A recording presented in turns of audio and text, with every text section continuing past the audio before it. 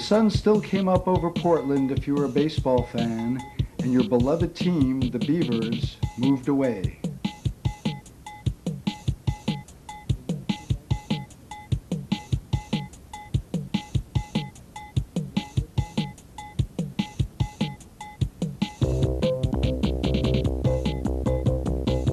Every day seemed like a rain out in the Rose City.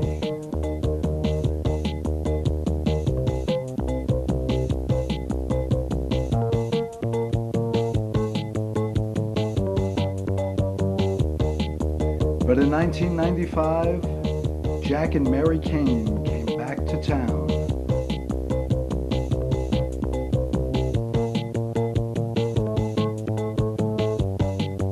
Along with them, the return of baseball.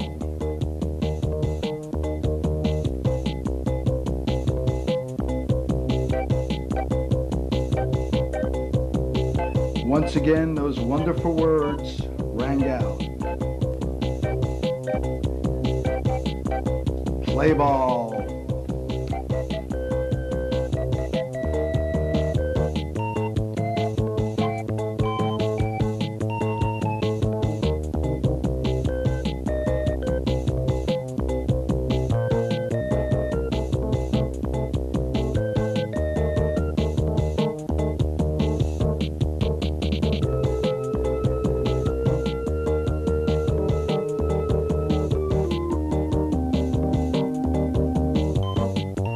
Bend, a scenic town nestled in the midst of the Cascades.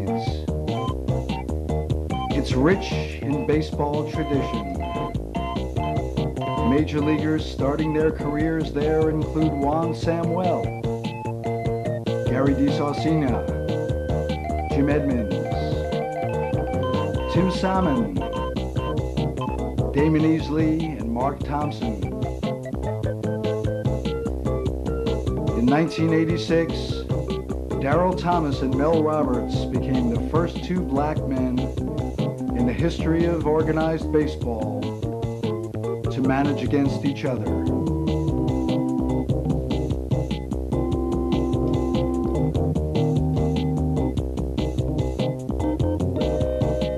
Yes, indeed, rich in baseball tradition.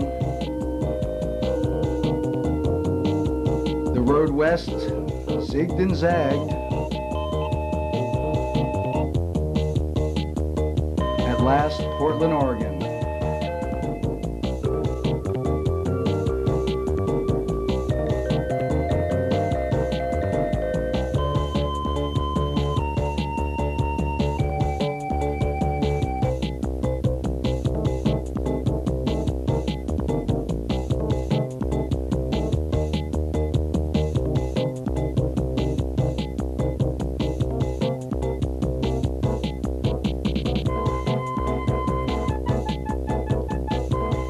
Let's take the train to the ballpark.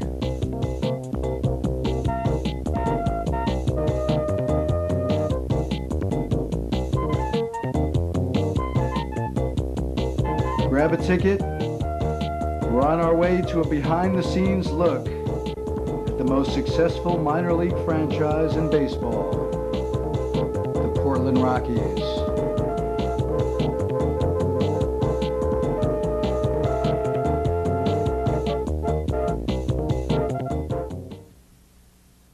I'm here with Drew Keene, relief pitcher with the Portland Rockies. How you doing, Drew? Pretty good, Ralph. All right. Originally from New Jersey, if I'm not mistaken. Right. All right. What do you think of Portland as an Easterner? Is it not unlike New York in a lot of ways? Yeah, it is. It's a lot like New York. The atmosphere, the buildings, the streets. It's kind of closed in. It's got a big city effect to it, but it's kind of homey too. You get a feel that the people want to get to know you a little bit. Right. Your first year was last year in Chandler. Right. Okay. How many people did you play in front of on an average night? Counting parents, maybe. Right. Parents, brothers, 10. 10. Is that right? Right. Now, what was the biggest crowd here this year? I think opening the night we had about 22,000.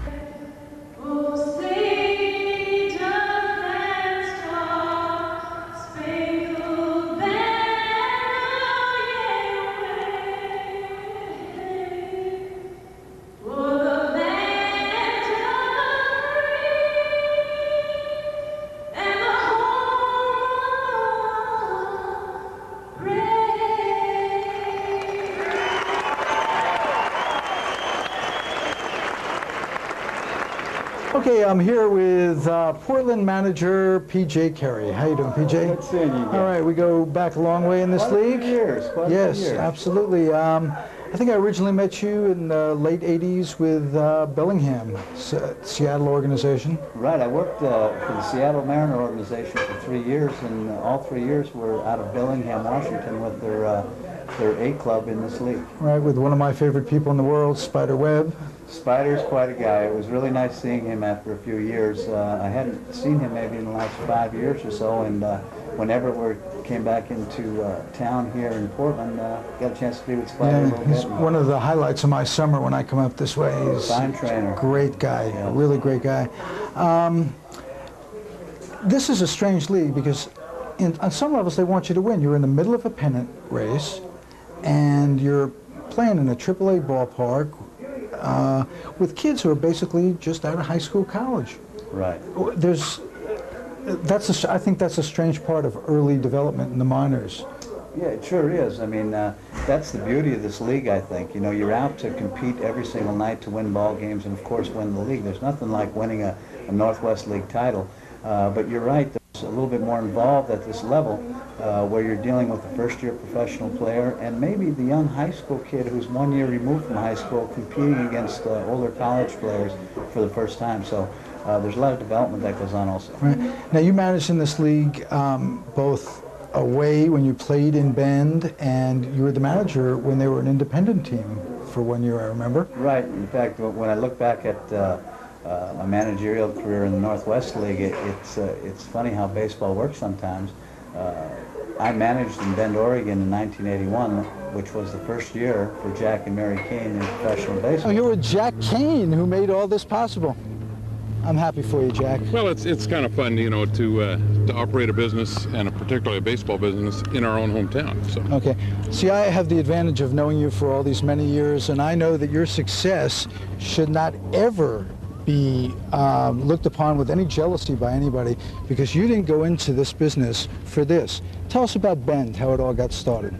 Well, you know, first of all, I tell people that I bought a minor league team because I was never good enough to play the game at the professional level, so I had to buy my way in, and that's partially true. But I had a love for the game, always had a love for the game, and it just so happened that the franchise in Bend was available for sale in 1980. We're with Tom Kotchman. Tom is the manager of the Boise Hawks, California Angel affiliate. Tom, how are you? Great.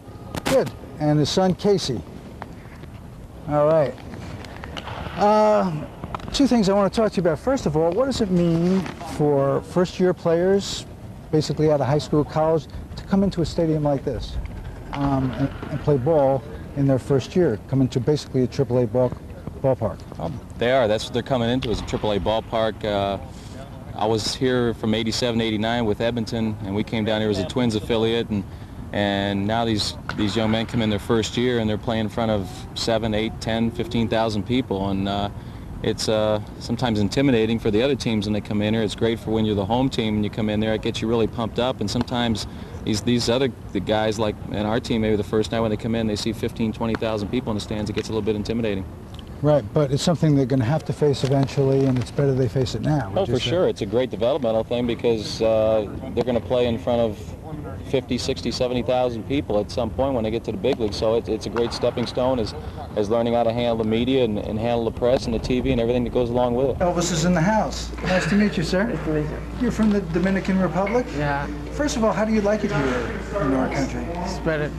It's better? Yeah, it's better. Okay. Who were some of the people that influenced you when you were growing up in the Dominican? Who were your heroes? Tony Fernandez. Tony Fernandez? Yeah. Shortstop with the Yankees? Yeah. Did you get to meet him as a kid? It's very good. My guests are Garrett Newbard and Dave Feuerstein. Come on in, guys. Here we are in Portland, Oregon with a couple of Ivy Leaguers. You're from Columbia? That's correct. And from Yale. Right. Did you guys play against each other in the Ivy League at all? For 4 years. Did you really? Did you know each other well, or just of each other? Just familiar with each other by name, and then we actually played against each other during the summer between sophomore and junior year, and in the Atlantic Collegiate Baseball League, and also participated in the All-Star game together. So All We right. had a good idea of who we were Both from playing. back east, and not just it being the Ivy League, the weather in that area precludes development in a lot of ways. How did you get this far playing as little as you could, Yeah, or as you did? we played every summer and all the springs up until we got to college. And once we got to college, there are indoor facilities that we can use, and then we go down south right about the beginning of March, and that's when we start our season. I'm here with Stan Kiles, who's the pitching coach of the Portland Rockies. Nice to see you, Stan. Nice to be here. All right. Stan, first of all, tell me a little bit about, you were a player for all these many years, and when did you go into coaching? Well, I finished my playing career in '89 and took a year off, '90, and in '91 I signed to just to coach in the independent league in Bend, Oregon. Oh, all right. Yeah, That's so, what right, with Jack this Kane. franchise with Jack Kane. Yes. And this franchise has its roots in Bend, naturally. Mm-hmm. I didn't realize you were a pitching coach. What was your experience in Bend?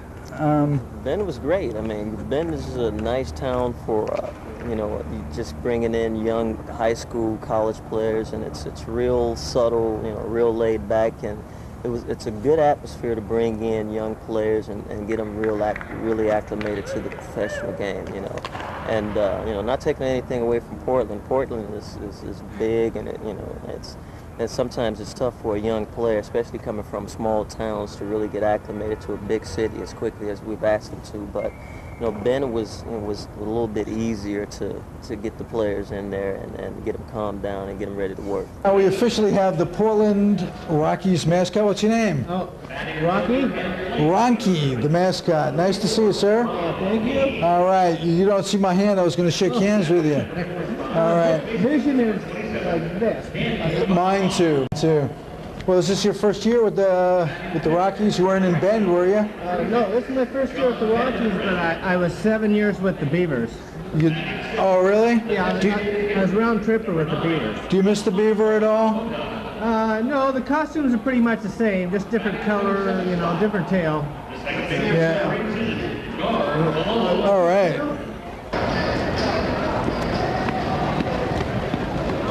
What goes through your mind? Pre-game warm-ups? I mean, just the feeling that you want to go out there and do real well in front of 22,000, but you don't want to let that affect your play.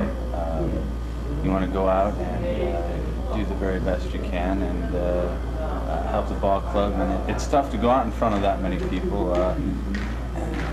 It's just a big situation to be in, and you got to go out and do the best you can. besides their numbers, there's a tremendous enthusiasm in the people that come out to see you guys play. That must be tremendously supportive. Right. I think after the Beavers left, these people in Portland really were itching to get some baseball back here, and with Portland and the Rockies as a big league club coming in, they put a lot of money and they put a lot of enthusiasm into bringing people out to the ballpark, and I think people really appreciate that. Okay. Let's talk a little bit about your development as a youngster along the way. Did you have immediate aspirations of playing pro ball? I mean, was that your thing as a kid? Yeah, I always wanted to be a pro ball player. I always wanted to be a big leaguer, but as I got older, I started to realize the dream a little bit more, and after a while, the dream became a reality. And now that I'm here, I just try to give it everything I got on a day-to-day basis, and hopefully, maybe I'll catch a couple breaks in my development as a pro ball player. Maybe someday I'll be in Colorado. You've come a long way, obviously, in the 2 years you've been a pro. Where do you see you developing that next step to take it the rest of the way? Is there any one thing that you need to either work on or get down? Stan Kotchman, the pitching coach, talked a lot about pitch selection and where to throw certain pitches and what pitches to throw in certain situations. And I think that, along with just being consistent on a day-to-day basis, consistency is a big part of minor league baseball, and if you can be consistent and throw strikes, you're bound to move up into higher levels. How do you prepare for that on a day-to-day basis? What's your day like as a pro player? Like, it's your last day of a homestand. Right. Got up this morning, what time? Got up today about 9:30. Okay. Got out, got something to eat. Usually I like to get to the ballpark a little bit early. Usually I get here 7:05 game. Usually I get here about 12:30, 1 o'clock in the afternoon, and hang around for a while and play some cards and kind of rap with the players and whatnot. And then after that, we have stretching and whatnot at about 4, and wind that down, get back in the clubhouse, sometimes shower up, get a fresh feeling going, and game time comes around, you got to be ready to go. Tell me about the adjustment that you made when you stopped being a player and went into coaching and managing. It's funny you mentioned that. Al and I were just talking a little bit about that last night. We left the ballpark and finished my game report and sent my report into Colorado. And we went outside. There was a lot of old timers playing out in the field out there, and they were having a lot of fun. And I looked at Al and we just discussed it a little bit. And when I finally resolved the fact that I was no longer a player, that I had my chance as a player, my life wouldn't go along the lines as a big league player, and I went into coaching, I really didn't have a desire to go out there and compete as a player anymore. The first year, however, of coaching, I went through a whole year of that transition. Do you think, should I be pinch hitting myself? Right. Right. Pinch hitting, or some of the guys I was working with defensively, I was wondering, well, I'm not a heck of a lot older than you guys, and I'm still young, and the baseball player attitude came out a little bit. But the more I got involved with coaching and teaching, and to see some of the work we do on the field from a coaching perspective, and see it materialize with some of the players, and then of course for myself to see some kids that back in those years you're talking about in 81 progressed all the way up and what have you. Successful major league careers, the desire to play kind of went its way, and the coaching took over full time. What was it like as a transition from being a player, taking that year off and coming back as a coach? What's the first thing, the number one thing that you had to go through that you didn't expect would happen? Well, really, the transition was easy for me because of the year I took off. I think if I'd gotten to the coaching profession, right after playing, I think there would have been a lot of me still wanting to play. You get right back out on the field, and you're thinking, man, I could still throw a little bit, and right. It was easy for me to get away from the game and kind of relax and kick back, and it really made me realize how much I really wanted to stay in the game. So, I got a chance to get away from it a little bit, and I knew because of my health problems with my arm, I wasn't going to be able to pitch again. So, to get away from me and to realize. What did you do in that year you were away? Did you just recreate, or did you? Yeah, I went home and I worked at a park district, teaching beginners gymnastics and stuff like that in Chicago. Where is Park District? Chicago. Right. Okay, were you a Cub fan growing up, or a White Sox fan? I was both. Because you signed with the Cubs initially. Right. Okay. Right. A lot of people don't believe in the two-way deal. You either got to be a Chicago Cub fan or Chicago White Sox fan. Well, I grew up real close to Comiskey Park, so I was definitely a White Sox fan. But also because of the Cubs having so much exposure on television, I grew up watching, Kessinger, Beckert, and Banks. Right, and Williams, 69 year. Right, so against my New York Mets, I might add. Right, well, sorry about we that. won't get into no, that. We won't. But, you get the bat. I'm a lot of things, but I'm not a stupid man. But I grew up enjoying both teams, and I had a great time watching both of them. What does your family think of you being a pro ball player? Are they delighted? Oh, yeah, they're 100% behind me. They couldn't want more than anything for me to become a big leaguer. Just like myself. But they're real happy about it. Have they been out to see you play? As a matter of fact, they're in town this series against Boise. So, all right. Yeah, so it's been fun to have him in town. I know he's a very special person to you. Tell me a little bit about him. He was in this league 3 years ago. He was in this league in '91. Orlando Palmeiro was a 35th round draft pick out of University of Miami in '91. In fact, his senior year he did not play. He came in this league and hit 285, and then every year from that he hit 310, 315, 320. and just proved that, you know, a low-round draft pick can make it to the big leagues, and he went out and he proved people wrong, and he went and he made it. He got called up a couple days ago. I think that was probably your happiest moment as a baseball guy. I mean, I just watched you glow last week when you found that out. That was nice. Well, we were getting kicked in the 9th inning, and Eddie Rodriguez, our roving and director of minor league instruction, came in and said Orlando got called up to the big leagues, and that, you know, when you're getting kicked in the 9th inning and you hear something like that, it does put a smile to your face. Hey, Casey, you proud of your dad? Yeah. Oh, has anybody ever come closer to being a big league ball player and not being one than you? You know, could you imagine? Tell that story a little bit. If there is someone, You'd like to know it. Yeah. You know, I spent 5 years on a big league roster, the 40-man roster, and you know, throughout those years, the first couple of years I was healthy and just on the verge of scratching. I was scratching the surface of getting there, and then you know, then the injury started, and you know, each year after that, I remained on the roster, and I got to be the first guy that's ever had 5 years on a roster and never actually pitched in a big league game. You know, so it was a lot of frustration. But there was that one weekend when Oakland called you up. Yeah, actually, it was more than a weekend. It was like 26 days in '87. You know, we had just finished the season in Edmonton, Canada. I'll never forget it. And after the season, the coach called me in the office and told me that the Oakland A's had called me up to the big leagues, and yeah, and I was to meet him in Chicago, which was you know, I can't tell you how much, you know, your hometown. I had with that, right? That was the weekend that I was talking about when you went home in front of your family. Right. They watched you warm up. They watched you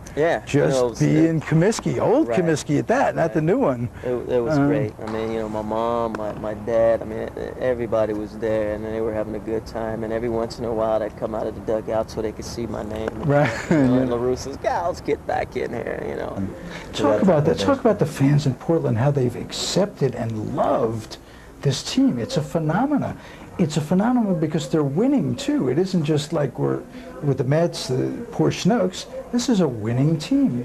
Talk about that for a second. What it means to the kids and to you. And well, I think what it is a matter of coming out to this ballpark. We get our work done before the ball games, and once game time starts, there's a special atmosphere here in Portland, and the people in the city of Portland have been very receptive to the young players. They've been receptive to the fact that this is a young level of baseball, and they've been very supportive, not only in the good times out in the field, but in the times that play hasn't quite been as good as you might like to see it.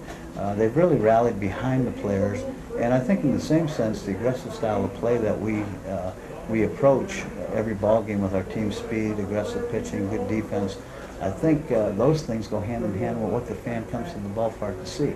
So it's like a two-way street. The players feed off the big crowds. Get the energy from each other. And they get energy from each other, where the stolen base by a Halliot or a Pena or a Newbart, a double by a Feuerstein, a strikeout by an Emiliano to end the ball game. It just makes for really an exciting atmosphere in the ballpark. And it's a huge stadium. But it almost seems when we go out there with the noise level and everything that it's almost filled every night. Right. And we've had some nights where it was very well, pretty close to filled. So talk about Jack and Mary and what they've meant to the Northwest League over the years. I mean, I didn't realize you went back to '81, but even as early as, or as late, what, 90, I think you managed in Bend for that. Tell me about, over the years, a little bit about how they've been an inspiration to the rest of the league in their little town. And well, I look back at, you know, anytime you look at a success story, I think you look back at the beginning. And some of the things you see from Jack and Mary Kane here in Portland are the same things in a smaller atmosphere, a smaller ballpark, that they contributed to the game of baseball back in those days. I remember Jack painting stands, watching Mary in the concession stand, serving popcorn and serving the people right from the concession stand. And in that little, working out of that little trailer on the side of the park. Trailer. And every year, as years went by, and the years that I came into town from Bellingham, just walking into the office, and see the players that have gone through the Bend franchise over the years, which denotes a good sense of history. Oh, absolutely. With their family's contribution in baseball. and that had been with a number of organizations. I think the same baseball people are here in Portland, and just their enthusiasm in a city of this market size. I mean, Jack's enthusiasm has just taken off so strongly to the community and to the ball club. And as far as I'm concerned, they're as fine people as I've been privileged to work with in the game of baseball. Was there a moment when it came together for you in terms of your thinking about moving to Portland? And was there that one moment where you said, whoa, we can make this happen? Well, you know, we had a lot of ups and downs in the 2 years that it took us to get here. The day that Joe Busis announced that he was going to move his AAA team from Portland to Salt Lake City, I called our league president and filed a verbal filing for the territory if we were ever available. We thought at the time, about 6 months after that was in December, and about 6 months after that, we thought we would be here for the '94 season, and we were ready to pack up and move, and we weren't sure, however, so we didn't want to burn any bridges at either Right. location. But so we just kept all our options open, and as it turned out, we were not allowed to move, and there was some politics within baseball that kept us from moving at that time. So the minute it was resolved, those politics were resolved, and the territory was again made available. We made an immediate filing, and then it took another 10 days, and you have to wait for appeals and the whole process. But it finally came through, and in September of 1994, and it's been a rush ever since. What do you think about the enthusiasm of the crowds here? Isn't this wonderful? Oh, they're great. You know, I mean, and Jack has done such a great job of bringing them in with all the promotions and the ticket sales. I mean, especially, you know, you get a Monday night crowd, and it always looks pretty good. What's your name? Michelle? Hi, Michelle. How you doing? How long have you worked here?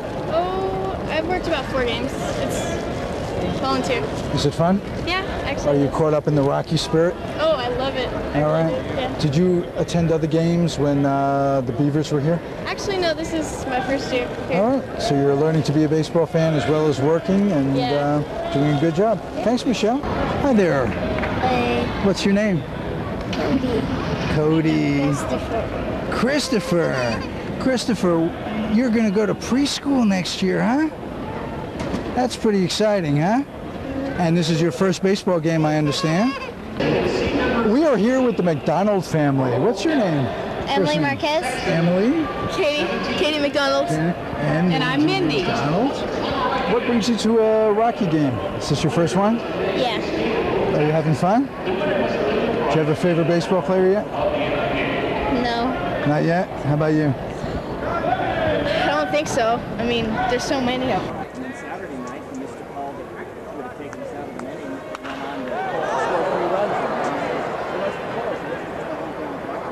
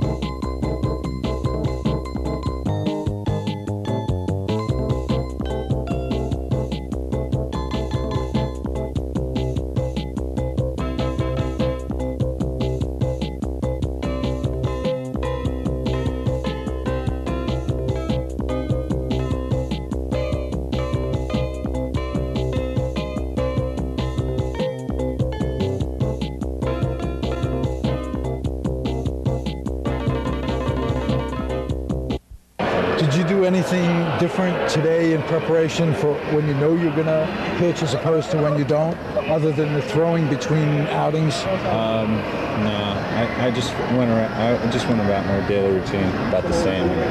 Got out in the game, stretched a little bit before the game, but around the fourth inning I started to stretch a little bit. And no, basically nothing different. Did you chart the game last night? No. You don't have the next guys. Oh, well, that's right. We probably be the starter. Yeah, we look at the chart and Stan lets us know about the hitters and whatnot, what their tendencies are and that kind of stuff. But I didn't look at the chart extensively, no. Okay. Are you mostly thinking your own stuff, or are you thinking their strengths and weaknesses when you're out there? Basically just my own stuff. If I make good pitches and stuff like that. All right, things will take care of itself. I need a helmet. You got a helmet?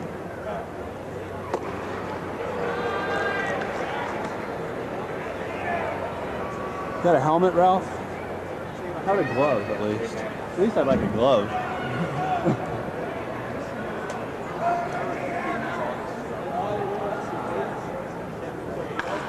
Woo!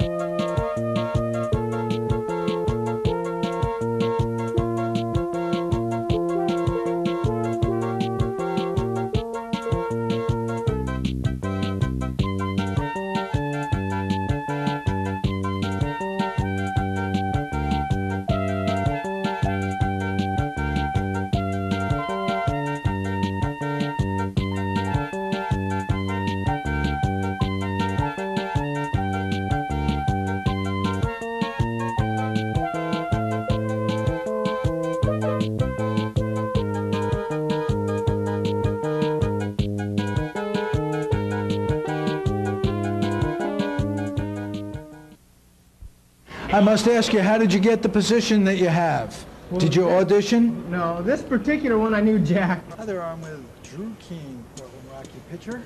Nice having you tonight, Drew. Thanks a lot. All right, in front of your parents too, which is a hurdle that I knew you'd have to cross eventually, then watching you play in a big stadium. Right. Yeah, it was a lot of fun. I went out and pitched 3 innings. Did pretty well. We lost the game, but you know, I'm pretty happy with the outing. Pitched very effectively, all ground balls, Right. which is the name of the game. Right. Your brother was up there beaming, you know, my brother's pitching, so this has to be a great culmination of a lot of Oh yeah.